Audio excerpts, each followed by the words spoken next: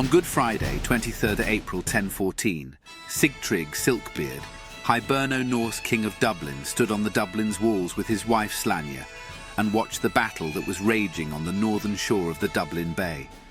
On one side was his army helped by Vikings from abroad. On the other were forces led by his wife's father, High King of Ireland, Brian Boru. History named the clash as the Battle of Clontarf, and Ireland remembered it as an event that freed the Irish from Viking domination. Brian Boru died that day, but his legend lived on.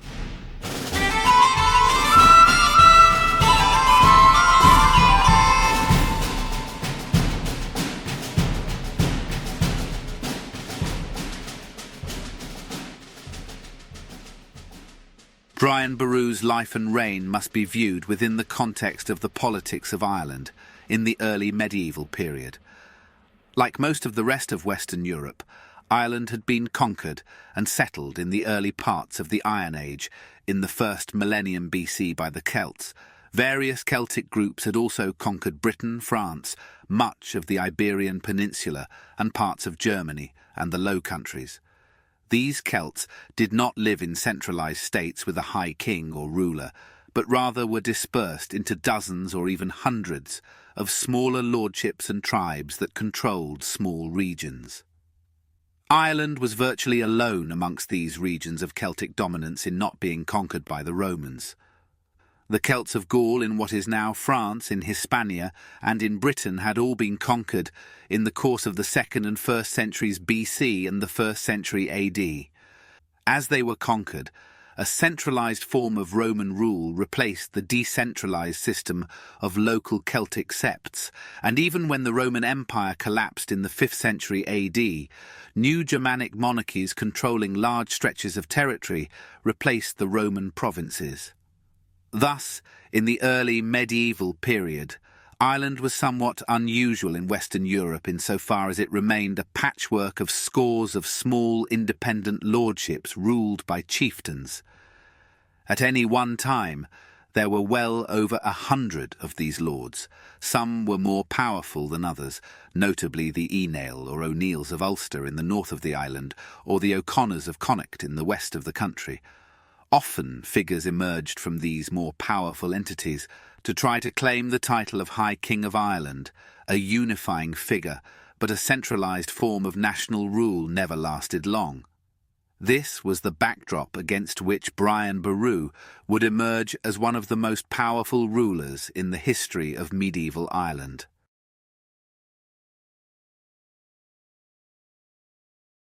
Brian Boru, or Boromir, is believed to have been born around 941, according to the ancient Irish annals. He hailed from Beal Boromir, just north of Killaloe, in the Clare region of southwestern Ireland. His surname was derived from his place of origin. His lineage or kinship group in Clare in the 10th century were known as the Dal Gash, or Dalcassians, who traced their ancestry back to Roman times, when they had conquered a significant part of the province of Munster in the south of Ireland.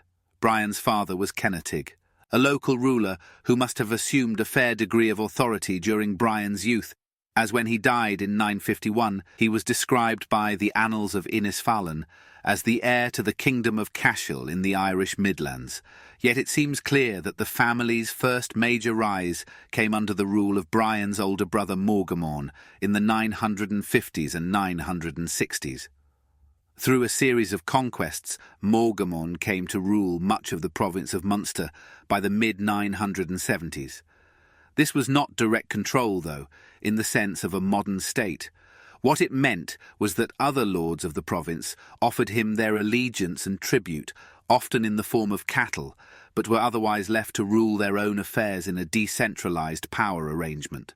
Brian was the youngest of 12 brothers, and as a child he was sent to a monastery to learn Latin and Irish history. When he was 10 years old, his father died in a battle against the Vikings of Limerick, and he returned home. According to his biography, one day he was herding cattle with 2 of his brothers on a hill near his family's fort, and witnessed a Viking raid on the town. They rushed to help defend it, but were late. Brian's mother and several of his brothers were killed. Maelgomon at first made peace with the Norse of Limerick, but Brian wasn't having it. When he was around 20, he formed his band of warriors, went into the mountains and waged guerrilla war against them. He proved to be trouble for the Vikings, but ultimately he lost too many men. However, their courage inspired his older brother and, united with other chieftains, they decided to attack the Vikings and drive them out of Munster. In 972, they destroyed their fortress in Limerick. Unfortunately, after that, the chieftains went back to fighting amongst themselves. By the 970s, when Brian was in his 30s, he was a major commander for his brother.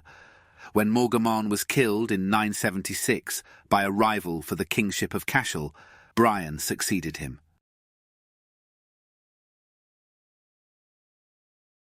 Brian's early reign from 976 onwards was spent trying to reconsolidate the power his brother had attained.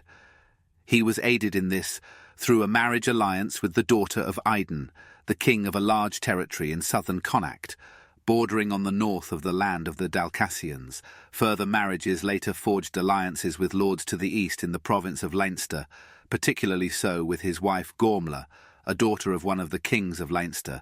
She is the only one of Brian's marriage partners that we have much evidence available for, principally because the marriage was a tempestuous one, something which the Gaelic annalists recorded with interest.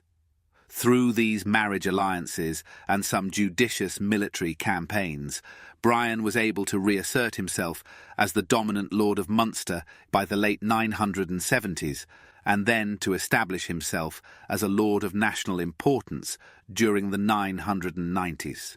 In 977 he attacked and killed Norse King Ivar of Limerick, and then did the same to his successor Eamar. Next year he went after Mael Muad, his late brother's rival for kingship of Munster. After killing him in the Battle of Bellach Lechter, the kingship of Munster passed to the Dalgash and Brian became a king. The last persisting opposition in Munster was an alliance of the rebellious Irish led by Donovan, the man responsible for his brother's death, and the remaining Viking forces. They were dealt with by the end of the 978. By the turn of the century, as the people of Ireland passed the year 1000, an ominous date which many Christians across medieval Europe had believed could spell the end of days, Baru was developing ties with Irish lords as far north as Ulster, the northernmost province of the island. The Aenales here were traditionally the most powerful lords of Ireland. Boru managed to outflank them in the early 1000s, not militarily, but again through a judicious marriage alliance when he married one of his daughters, Bebin, to the lord of the Aenales, Flavatach. Clearly there were also concerted military campaigns as well by Brian during these years. Once he was an undisputed ruler of Munster, Brian decided it was time to expand his rule over the neighbouring provinces of Leinster to the east and Connaught to the northwest. This, however, caused the conflict with High King Mel Sechnaill mac Domhnail, whose power base was the province of Meath. The two kings were at war periodically for the next 2 decades, and in the 1002, Mel Sechnaill surrendered his title to Brian. In these ways, through a combination of aggressive military campaigns, but also shrewd diplomacy and marriage alliances, Brian was able to rise to a position of immense power across Ireland. With the beginning of his efforts to outflank the Aenales of Ulster in the early 1000s, ending in the eventual marriage alliance, as well as his winning over of the heads of the Catholic Church in Ireland in the Archdiocese of Armagh, he is typically identified as attaining to the title of High King of Ireland, or what the Annals of Ulster called Ard Rí Gaedal Eireann, the High King of the Gaels of Ireland.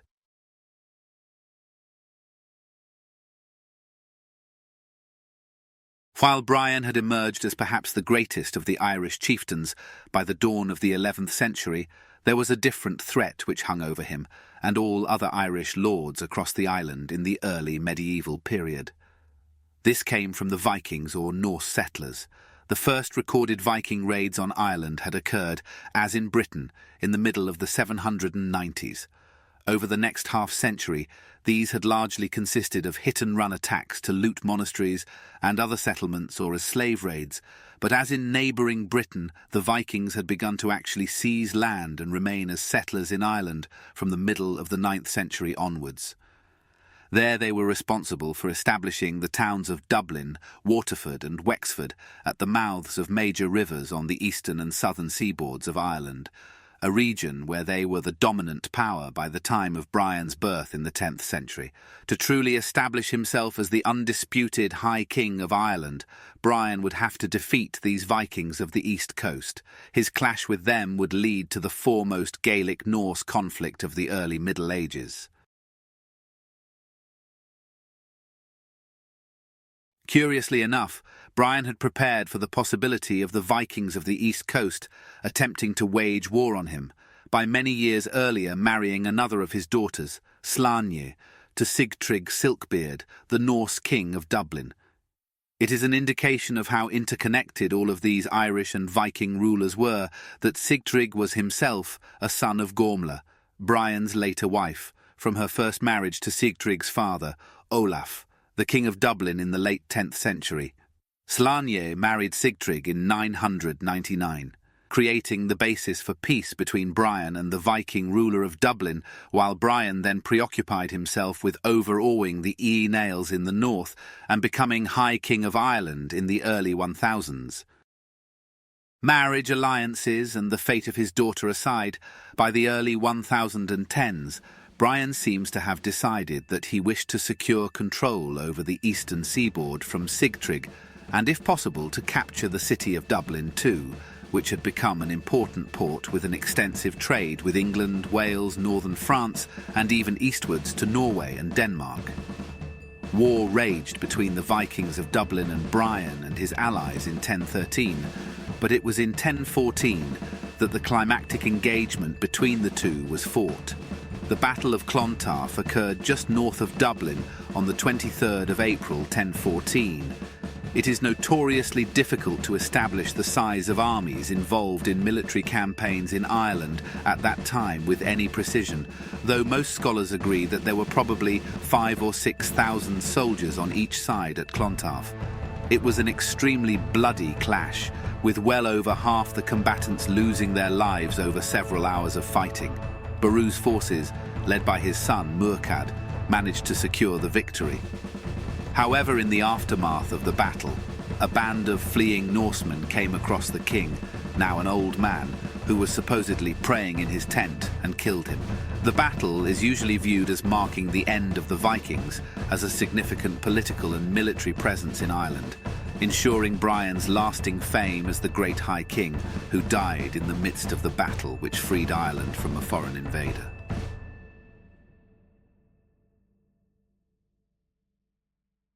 Brian Boru was unquestionably one of the most significant rulers of Ireland in medieval times, but there is a danger of overstating his impact on the country.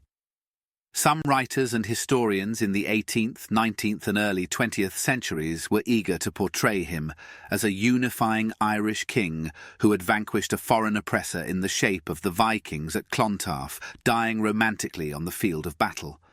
However, the reality is less dramatic. While he did succeed in defeating a Viking army at Clontarf and preventing their further expansion in Ireland, the Viking Age was coming to an end more broadly anyway across Europe. Moreover, the unity which he appeared to have created across the island was fleeting. Once he was dead, the lords and chieftains of the country returned to their destructive conflicts, though Brian's descendants continued to rule a substantial proportion of Munster for centuries to come. Their lineage became known as the O'Briens to indicate their descent from him. Ireland was still heavily divided a century and a half later, and it was these divisions which led Dermot MacMurrough, a local Leinster lord who aspired to the high kingship himself, to call on King Henry II of England for aid in Ireland at the end of the 1160s. His actions ushered in a period of English intervention in Ireland, which culminated in the final conquest and destruction of the Irish lordships under the Tudors in the 16th century. As important as Brian Boru's reign was, not even a ruler as successful as he was could ultimately unify medieval Ireland in a lasting manner. On Good Friday, 23rd of April 1014, Brian Boru, King of all the Gaels of Ireland, was in a tent not far away from the city of Dublin. He was praying for a victory in a battle that was raging on the northern shore of the Dublin Bay. On one side was his army, on the other forces of his son-in-law helped by Vikings from abroad. His prayers were answered, but the old king died that day.